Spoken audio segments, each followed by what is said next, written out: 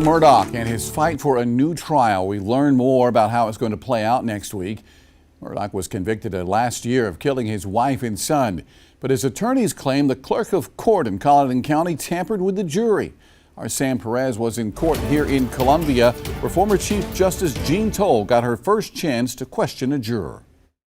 We were in the courtroom for just about 45 minutes, with Justice Toll questioning the juror for about 15 minutes.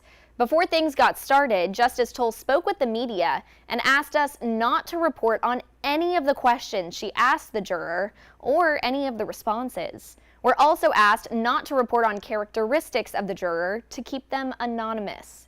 Justice Toll tells us this is an effort to make sure the other 11 jurors set to testify on Monday don't see any news coverage ahead of time that might influence their testimony. This procedure is unique in that typically issues like this are raised immediately after the rendering of a verdict. And we are now almost a year post-verdict in this matter, which makes this a very unusual situation for you and for me to preside over. A single juror testified ahead of next week's hearing because that person had a scheduling conflict and couldn't come to Columbia next week. Murdaugh's attorneys say Colleton County Clerk of Court Becky Hill made comments to try and influence the jury to convict Murdaugh. Toll is expected to ask each juror one by one about their interactions with Hill. One thing is sit in the jury box, but now they're sitting in the witness box. Attorney Eric Bland escorted the single juror throughout the day. Bland is representing 5 jurors during this evidentiary hearing. My part of my representation is to make sure that these jurors get in and out, they speak their conscience, and they get back to their regular lives.